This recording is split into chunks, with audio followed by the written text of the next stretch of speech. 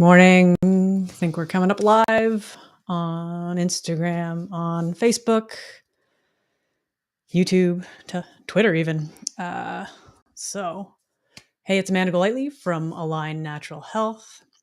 Today we're talking about why can't I sleep? And I'm sure many people have dealt with this, struggle with this, and let's get into why sleep is so important. Sleep is very important to our body's ability to rest and recover. So if you're not sleeping, your body's not able to heal rather. Having quality sleep is beneficial for us physically, mentally, and emotionally. I know for myself, if there's been a night where I just haven't slept, perhaps my patience is a lot less. So it's really good thing to look into. Why are you not sleeping?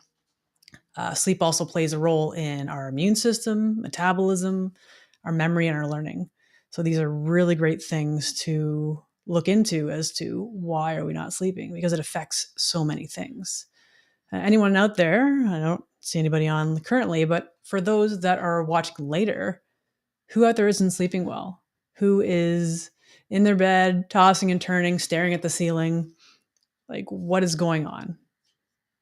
I know it's so frustrating when this happens, waking up multiple times throughout the night even, and just either not being able to get to sleep, or maybe you can get to sleep just fine and then you're waking up. There's various things that can be happening for you. So let's get into the reasons that people may not be sleeping well. And there are a bunch of them. So radiation poisoning is one. Hormones is another. Stress, and like, who isn't affected by stress these days? I think pretty much everyone out there has some more sort of stress in their lives. Staring at the ceiling with 500 thoughts flooding in was always my issue. Yeah, and I'll kind of touch on that later on as far as methods to deal with some of these things that come up. And when you're more stressed, also one other note, your cortisol goes up. And when your cortisol goes up, your melatonin drops. And the melatonin is the hormone that helps regulate sleep. So that's a really good reason to kind of manage our stress for that aspect. Anybody with sleep apnea, if you're not getting enough air, that's definitely a reason that you could be waking up. Your body's saying, hey, there's a problem. We're not getting the air we need. And that could be something where you maybe have a CPAP machine as well. But again, why is this happening? What is the cause of having to use that machine? Why can't you breathe properly? What is going on in your body?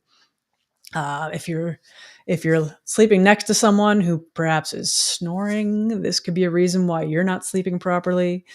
Or maybe you live next to someone who likes to party a lot. There's stuff like that could interfere with our sleep, right? Parasites are a big one. I think we just had a new moon recently anyway, so that could be a factor in the energetics of the world and getting the parasites all riled up, and they can affect your sleep as well. When your pineal gland is stressed, maybe there's a toxicity or, again, parasites. And the main job for your pineal gland is basically it regulates your being awake versus sleep, and it goes off based on the light that you're exposed to. So when you're getting when you wake up in the morning, the sun comes up and that tells your body, okay, it's time to rise. And then as the day goes on and the sun becomes less, that's when your body says, oh, hey, we're supposed to actually wind down and get going into sleep. And then that controls the levels of melatonin in your system. Lifestyle, this is a big one. If you're consuming caffeine or alcohol, these can be factors. Or maybe if you're like me and you play a sport later on in the evening, that can definitely impact things. Especially when the games happen to be really late. You still want to go. So let's get into radiation a little more. Radiation, we're surrounded by it. I mean, like, I'm on all these devices right now, and yeah, hence screens at night are a problem. Blue light is a midday light. Yeah, and we're surrounded by all these screens late at night. I know I'm uh, someone who does that as well. So yeah. So it's something just to consider when you're going about your day, how you're exposed to these things. I mean, cell phones, laptops, if you have anything sort of wireless, like a headset for gaming, or maybe you've got the earbuds in, this is all affecting our head. And even if you have maybe wireless devices otherwise, like Wi-Fi, even smart meters in your home, look to see where these things are located, because if they are close to where you're sleeping, that can impact your sleep there. So other ways that we can be exposed: airplane flights, hearing aids, I guess, if you are not having an analog one, if you're more of one that's connected to a Wi-Fi somehow, sun exposure, oddly enough, x-rays, CT scans. These are other ways that we could be exposed. And I mean, it's something you may not notice or be aware of. Even like, you go to the dentist, how often, and you have your yearly checkup and you get a bunch of x-rays. How does that make you feel? Does that make you feel wiped out a little bit? Because I know I've been there, and it's just, you question yourself, why do I feel this way? And then when you gain that awareness of things that are affecting you, it's like, oh, that makes so much sense. They make sleep headbands with built-in Bluetooth for earphones. Interesting. I haven't heard that one, but that's a great thing to have on your head for trying to sleep.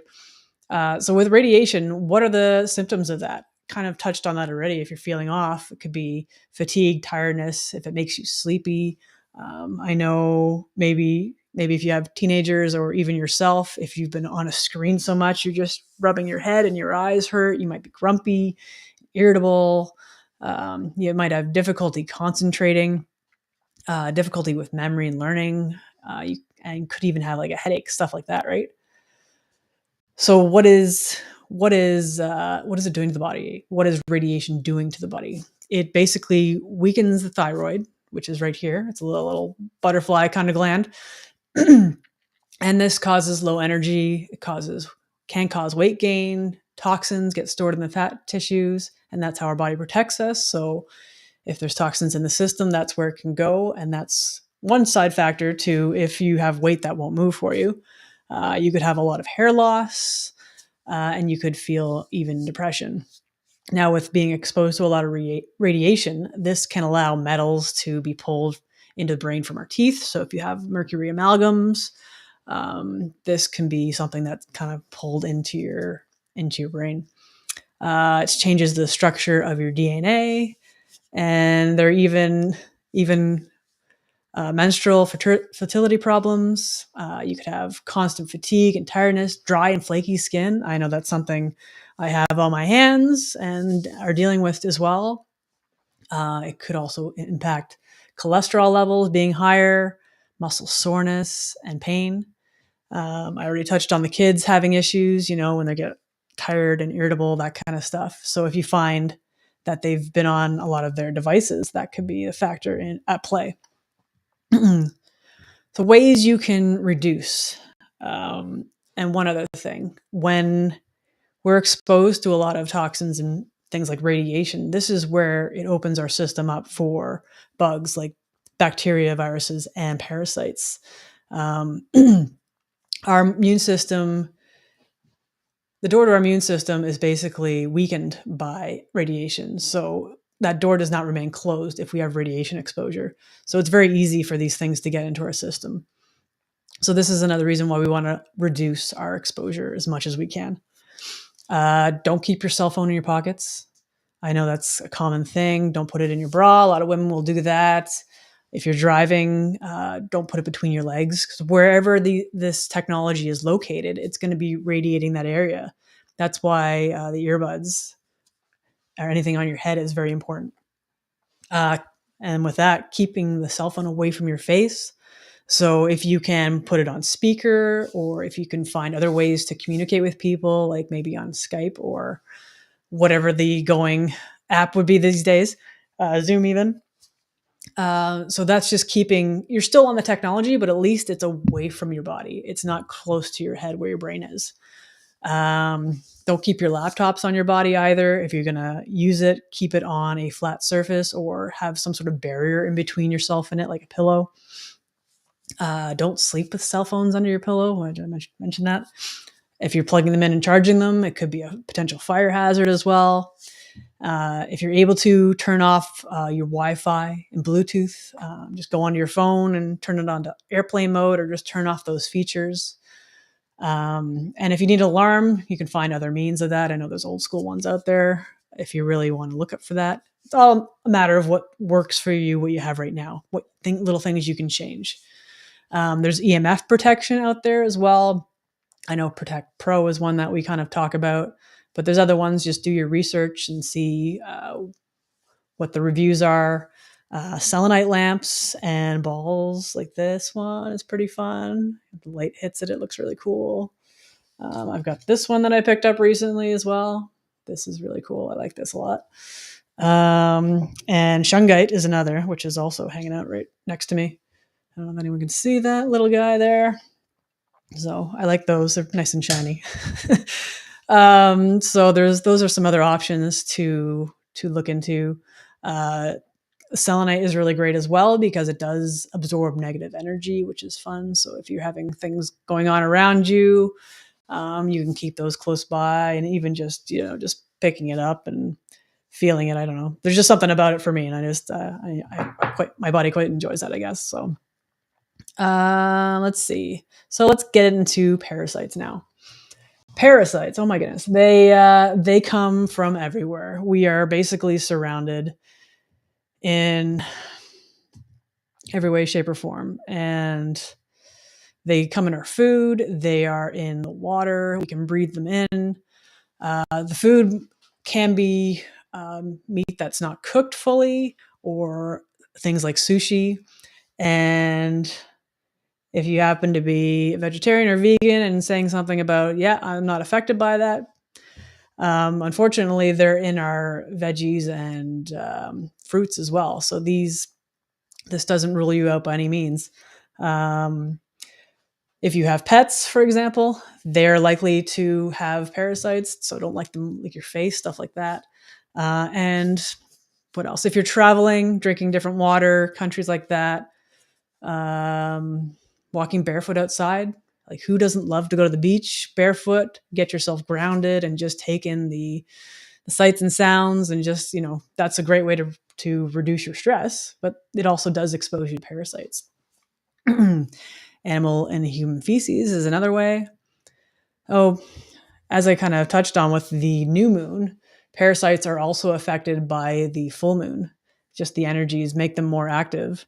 And they are basically the late night partiers that want to keep going and have fun. And if you're giving them sugar, they are all that more excited to keep going. So ways we can prevent parasites from affecting us can be washing your hands after you've handled your pets or any animals. Make sure you do your best, as I said. Don't let them lick your face. Wash your veggies. You can even use just a easy, I know they have vegetable washes out there. You can use vinegar with water mix kind of thing, just to use that. Eat garlic. I love garlic. So I don't know if anyone out there would actually say they don't like garlic. Eat garlic because parasites don't like that. Just make sure you don't overdo eating it, the garlic. We don't want to kill them off too quickly. By doing that can lead to other problems. We always want to take our time with it and make sure they're moving out of our system. So that's another thing to consider, that if you're doing any sort of detox or killing off of parasites, you want to make sure that you're having frequent bowel movements, and that's 1 to 3 a day. Because if you're killing things off and then not moving them out of your system, that just leads to more problems. You can freeze your meat. If you are a big meat lover, that will help kill off some of the parasites for you. Avoid sushi. Reduce and eliminate sugar. As I said, this is what they love. This is what they thrive on. And if you eat anything before bed that happens to contain more sugar, that's, again, going to keep them more active and could keep you awake, which is what we're talking about with sleep. So if you want to have a better restful night, your best bet is to avoid the sugar as much as you can. So sleep is very important, as I mentioned. If you're not sleeping, you are not healing. So here's just a few tips for a good night's sleep. Just a few things that you can do. If you're struggling with this, I know how frustrating it can be. You can try some organic teas like a valerian or chamomile. Just make sure it's like organic, because if it's not, it's likely to have been sprayed with some sort of chemicals. You could listen to a meditation or use a sound machine or even listen to hypnosis. These are great ways to relax and just take that breath and be in the moment and just find your calm place and eventually hopefully drift off into sleep. Uh, you can take a short walk if you need to. Like if you're just in bed tossing and turning, sometimes you just have to get up and just do something different for a little bit. Make sure the conditions of your bedroom is ideal for sleep. You want to make sure the temperature is cooler, somewhere around 65 Fahrenheit, which is about 18 Celsius. So make sure it's a certain temperature that's good for you, a bit cooler. Make sure it's dark, because I know for me, if there's any light coming through the window, that can disrupt me. Um, you can do like a warm bath with Epsom salts or like lavender essential oils. All these things could help calm you down and relax you before bed. If you can cut back on TV as well, anything that's just keeping you on the edge of your seat. If you're watching any of the TV shows nowadays, it's usually some sort of high intense drama of some sort, right? And even some of the news, a lot of the news is a lot of negative stuff out there, and just might have you, that stuff could be running through your head and keeping you awake. So just look at stuff like that. Keep electronics out of your room. These things can have an impact on us as well. Make sure it's dark again.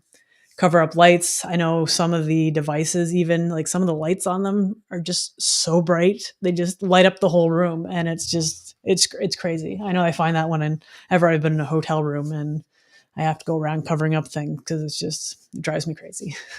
So if you're dealing with stuff like that, find ways to mitigate and reduce those things. Um, if you're dealing with someone who perhaps is noisy or is snoring, as I said, you can get earplugs. I know it's not always the most comfortable thing to have to wear, but if it will help you, that's worth giving a try. You could also look at cutting back on your caffeine, which is basically 1-ish, 2 o'clock. Make sure that's the latest you consume it. Avoid alcohol as well. This can disrupt sleep. And as I've talked about with stress, like if you've got something on your mind with work, maybe it's personal stuff, relationships, whatever it is, if you've got all this stuff running through your mind, maybe it's just as simple as getting a journal or a piece of paper, whatever it is, and jotting some things down. Just get whatever's on your mind out of your mind and put it on the paper. Maybe it's ideas that are coming to you, because that's usually the greatest time for them to come into your mind, is when you're trying to get to sleep, right?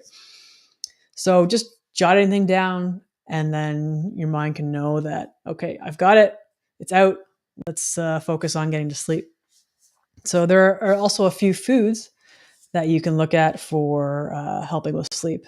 And they contain a little more melatonin, which will help. As I said, it's your sleep hormone. So things like tart cherries, nuts like pistachios or almonds, and even salmon is a great way to, if that's something if you enjoy, you can put that into your diet, and just that can help you get to a better night's sleep. And if you're trying some of these things and you're just finding that it's not making a difference and you're still struggling with sleep, this is an area we can help you with. We can find out what's going on in your body. Why are you having this issue? We can also help with many other things if you're dealing with stuff like allergies, if you're dealing with digestive problems, chronic congestion, anything hormone related. We want to get to the cause, and that's what we do. We get to the cause of why you're dealing with your symptoms. And as I've said many times, symptoms are always communication from your body that something is not working the way it needs to. And we want to get to the root of that. And we use a technology called quantum nutrition testing. So this is something where we can actually use that to get to the root of your symptoms. We do work virtually as well, which is basically by phone for us. We do this testing with you to find out what's working well in your body. So we'll do an assessment from head to toe, find out what's working, what's not working, and then we can find out what your body needs to get back into balance. And that could be through supplementation, maybe adjustments with your food intake for a while. And we're not going to go and change your diet or anything. We want to work with you as much as possible. But ultimately, it's what are your goals? What do you want to get with your health, right? So we do all the testing and we get we put them in report of finding current 99 and February closely coming to an end, which is pretty crazy how quickly the year is going already. So if you are struggling with any of these things and want help with that, we can do that for you. We can help you find out what the cause is and figure out what's going on with your body and work best with you to get you back into balance.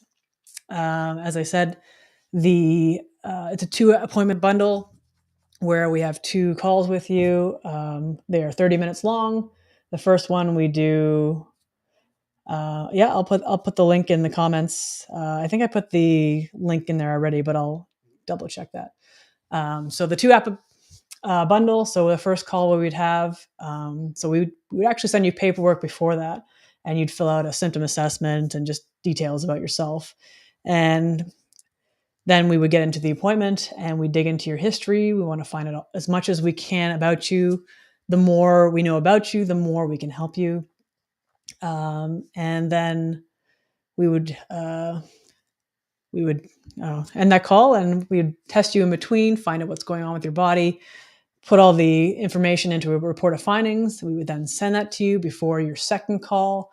And that's where we'd go through all that information. It's basically, at that point, we're just giving you information to find out what's going on with you and answer any questions that you have, any concerns, and do our best to answer all of that for you. And from there, basically, we give you the options that you have to continue working with us, and you decide what works best for you. So that is kind of the gist of what I've got for today. And if anyone out there is struggling with sleep, please reach out to us. It's so important for your body to be able to sleep properly and be able to heal and recover. And this is the biggest step. Just having that one thing get better will help other things that are going on with you. So again, if you have any questions, reach out to us. We'd love to answer anything that you have, any concerns. Thank you for listening. And if you found any of this valuable, please share it with anybody that you think it would help. The more information we can share with other people, the better for them. So thank you for watching today. I'm Amanda Golightly with Align Natural Health. Have a great day and live well naturally.